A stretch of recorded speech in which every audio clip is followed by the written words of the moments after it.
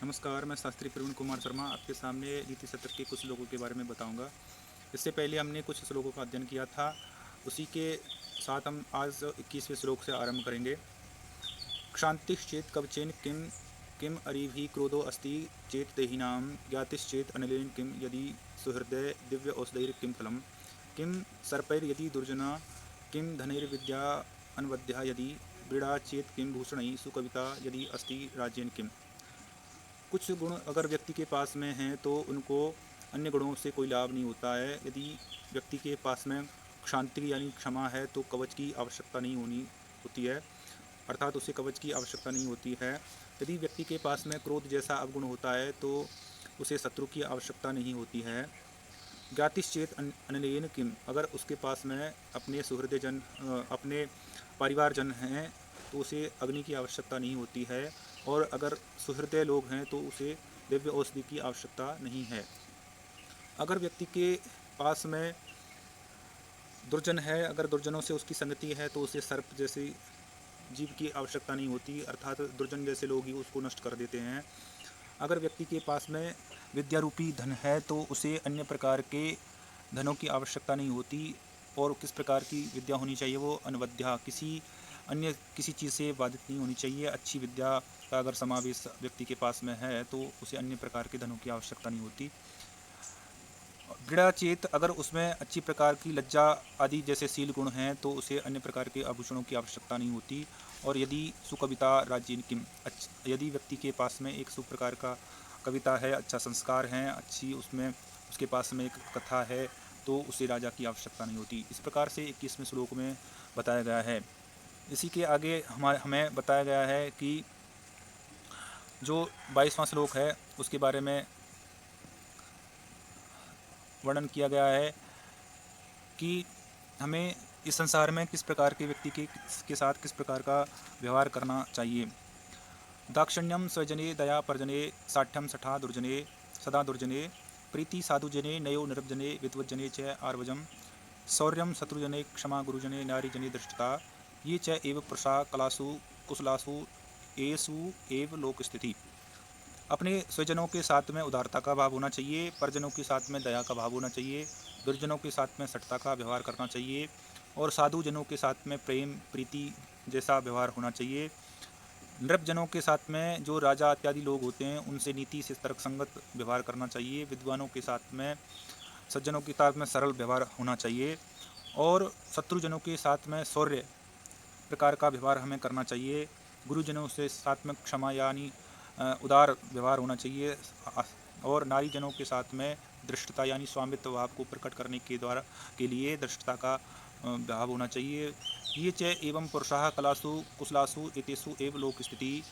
ये च ए पुरुषा, जो पुरुष अपनी अन्य कलाओं में कुशल होते हैं, कुशल होना चाहिए। इसी प्रकार से यह लोक स्थिति है। जाड्यम दियो हरति सिंचति वाचि सत्यम मनोनंती दिशति पापम अपकरोति चेत प्रसादयति दिक्षु तनोति कीर्तिम सत्संगति कथम किम न करोति पुंसाम। इसमें व्यक्ति की सत्संगति के बारे में वर्णन किया गया है कि जो व्यक्ति सज्जनों के साथ संगति करता है उसके द्वारा किस प्रकार के गुणों का आगमन व्यक्ति में होता है। कि सत्संगति के द्वारा जाड्यम धियोहरति, बुद्धि की जड़ता का हरण करती है और वाणी में सत्य का संचार करती है। मान और उन्नति को चारों तरफ फैलाती है, सभी दिशाओं में फैलाती है। पाप को नष्ट करती है और मन को प्रसन्न करती है, मन को खुश करती है, और सभी प्रकार से कीर्ति को चारों दिशाओं में फैलाती है। अतः सत्संगति कथम किम न करोति पुंसाम, अतः सत्संगति पुरुष के लिए किस प्रकार से क्या नहीं करती है, अर्थात सत्संगति सब कुछ करती है। अतः सत्संगति हर व्यक्ति के लिए लाभकारी होती है।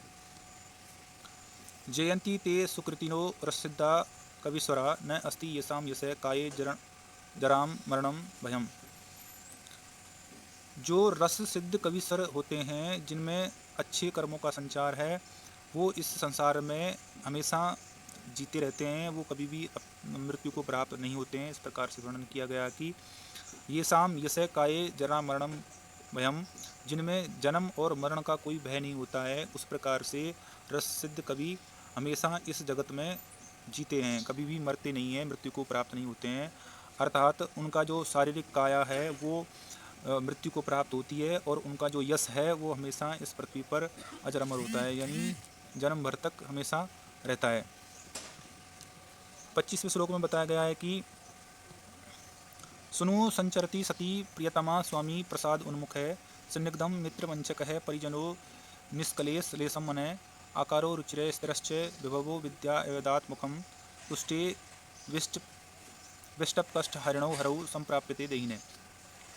इसमें बताया गया है कि प्रभु के तुष्ट होने पर, प्रसन्न रहने पर भगवान विष्णु के प्रति श्रद्धा प्रकट करने से क्या हमें प्राप्ति होती है, किस प्रकार से हमें प्राप्त होता है कि वो व्यक्ति जिससे भगवान विष्णु प्रसन्न रहते हैं उनको किन वस्तुओं की प्राप्ति होती है। सुनु संचरती, संचारित यानी सच्चरित पुत्र की प्राप्ति होती है। प्रियतमा सती पत्नी की प्राप्ति होती है। और प्रसाद उन्मुख है स्वामी, एक अच्छे स्वामी की प्राप्ति होती है। संदिग्धम मित्रम, और एक प्रिय मित्र की प्राप्ति होती है। एवचक परिजन, और अच्छे परिजनों का प्राप्ति करता है। निष्कलेश लेशम मने, कलेश से रहित मन को प्राप्त करता है। अच्छे आकार को, रुचि को, स्थिरता को, विभव धन धान्य की स्थिरता को प्राप्त करता है। विद्या एवदात मुखम, और अपने मुख में अच्छी प्रकार की एवादित वाणी का संचार होता है।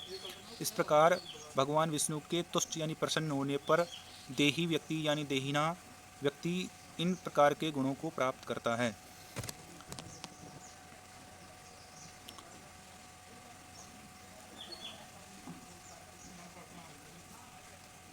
16वें नंबर का श्लोक है, प्राणघातान निवृत्ति परदन हरणय संयम सत्यवाक्यम काले शक्त्या प्रदानम युक्ति जनकथा मूक भाव परेशान तृष्णा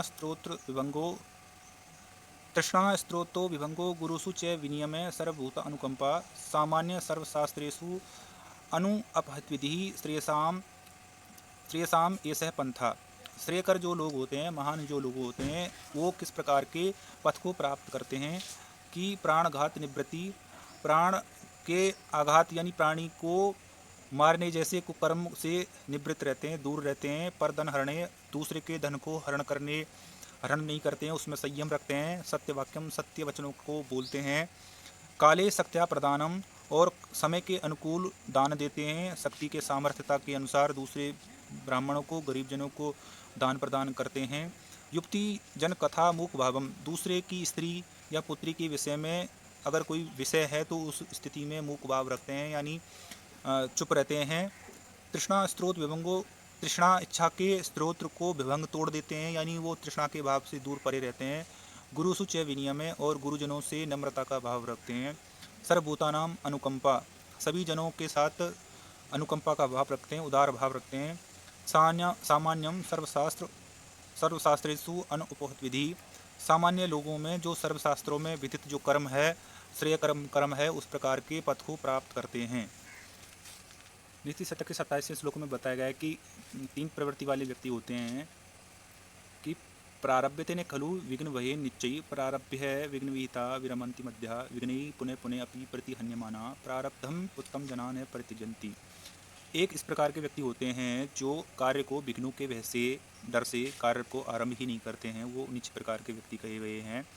और मध्य कोटि के व्यक्ति भी होते हैं जो कार्य को आरंभ तो करते हैं लेकिन विघ्नों के भय से, डर से उनको ख़त्म कर देते हैं, कार्य को मध्य में ही बंद कर देते हैं। और उत्तम प्रकार के व्यक्ति वे होते हैं जो विघ्नों के पुनः पुनः आने पर, बार बार आने पर, विघ्नों के होने पर भी अपने प्रारंभ किए गए कार्य को कभी त्यागते नहीं हैं, कभी भी बंद नहीं करते हैं। इस प्रकार से 27वें श्लोक में कहा गया है। नीति शतक के 28वें श्लोक में बताया गया है कि असंतो न अव्यर्था सुहृदात अपि नयंच कृष्ण है प्रिया न्यायात प्रतिर्मलिनम ऐसोभंगे अपि ऐसुकरम विपदे उच्चे स्थेयम पदम अनुविधेयम च महताम सताम किन उपदिष्टम विषम असिधारवृतम इदम। कि असंत व्यक्ति से प्रार्थना नहीं करनी चाहिए। सुहृदय जो व्यक्ति है, अपने मित्रगण हैं, कृष्ण धन होने पर उनसे धन की मांग नहीं करनी चाहिए, उनसे धन नहीं मांगना चाहिए। प्रिया न्यायवृत्ति ही, प्रिय न्यायवृत्ति को कभी छोड़ना नहीं चाहिए। मलिनम ऐसुभंगे अपि ऐसुकरम, प्राणों के नष्ट होने तक भी, नष्ट होने की कंडीशन में, स्थिति में भी अपने वृत्ति को, अपने व्यवहार का परित्याग नहीं करना चाहिए। विपत्ति उच्च स्थेयम, और विपत्ति के समय में भी अपने उच्च मान को स्थित रहना चाहिए, अपने स्थिरता को बनाए रखना चाहिए। पदम अनुविधेयम च महताम, अपने महानता के उस गुण को त्यागना नहीं चाहिए व्यक्ति को, उसे प्राप्त करे रहने चाहिए। उसका पालन करना चाहिए। सताम कीन उपदिष्टम विषम असीधार व्रतम इदम, अर्थात सज्जनों को इस प्रकार के गुणों पर अड़िग रहने वाले इस व्रत को, जो किस प्रकार का है, असी धार व्रतम, असी तलवार की धार की केस पर स्थित होने वाले व्रत की तरह है, उसका उपदेश किसने दिया, अर्थात किसी ने नहीं दिया। सज्जनों में ये स्वाभाविक ही गुण पाए जाते हैं कि जो इस प्रकार के गुणों इन नियमों पे अड़िग रहते हैं। इसके अगले श्लोक में 29वां नंबर का जो श्लोक है उसमें बताया गया है कि क्षुप क्षमो अपि जराकसोपि स्थिल प्राण अपि कष्टादशाम आपन्नो अपि विपन्न दिदितिर अपि प्राणेषु नश्यतिषु अपि मदभेन्द्रम विभिन्न कुंभ कवलय ग्रास एक बद्ध स्प्रह किम जीर्णम तृणम अति मान महताम अग्रेसर केसरी। केसरी सिंह जो होता है, भूख से व्याकुल होने पर भी, कृशकाय होने पर भी, स्थिल प्राणों कमज़ोर होने पर भी, जिसके प्राण बिल्कुल संकट में कंडीशन में होते हैं, बिल्कुल एक परेशानी की स्थिति में जब सिंह होता है, जो कष्टकाय को प्राप्त होता है और जिसकी कांति बिल्कुल क्षीण हो जाती है, प्राणेषु नश्यति, प्राणों के नष्ट होने पर तक भी वह केवल एक ही मतभेंद्र विभिन्न कुंभ कवले ग्रास एक बद्ध स्प्रे, केवल एकमात्र हाथी के उस सिर को के मांस को खाने का एक बद्ध वही खाने वाला वह हाथी क्या विपत्ति के काल में जीर्ण पत्तों को खाता है, वह महान महताम अपने महान महत्व को नहीं छोड़ने वाला वह केसरी क्या जीर्ण स्थिति में होने पर भी तिनकों को, सूखे हुए तिनकों को खाता है, अर्थात नहीं खाता है। नीति शतक की तीसरे नंबर के श्लोक में भर्तृहरि जी ने कुत्ते और शेर की प्रवृत्तियों के बारे में बताया गया है कि जो कुत्ता होता है वो क्या करता है और सिंह की क्या व्यवहार होता है कि स्वल्प स्नायु वसा अवशेष मलिनम निर्मास समीप्यम अस्तिकम स्वालब्धा परितोषम इति न तु तत्तस्य क्षुधा शांतये सिंहो जमुक अंकम आगतम अपि त्यक्त्वा निहंति दीपम सर्वै कृक्षगतो अपि वांछति जने सत्वान अनुरूपम फलम। कि जो कुत्ता होता है स्वल्प स्नायु से युक्त, जो केवल चमड़ी से थोड़ा लेस मात्र जिसमें होता है, और निर्मांस जो मांस से रहित जो हड्डी होती है उसको प्राप्त करके संतुष्टि पूर्वक उसको खाता है, और जो उसकी क्षुधा की शांति के लिए पर्याप्त नहीं होती है, जो उसकी भूख को ख़त्म करने के लिए समर्थ नहीं होती है, फिर भी वह उस हड्डी के लेस मात्र जिसमें मांस का लेस मात्र अवशेष होता है उसको संतोषपूर्वक अपनी क्षुधा को शांत करने के लिए संतुष्ट हो जाता है।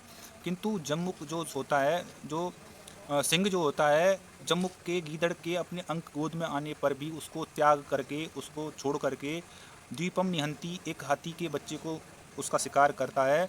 तो इस प्रकार के, क्योंकि सर्वै कृतय गतो अपि वांछति जने, सभी जो व्यक्ति होता है वह कृश हो जाने पर, दुर्बल हो जाने पर भी अपनी शक्ति के अनुरूप फल की प्राप्ति करना चाहता है। इस प्रकार से श्लोक में वर्णन किया गया है कि जो व्यक्ति होता है वह अपनी सामर्थ्यता के अनुरूप ही अपने फल की प्राप्ति चाहता है।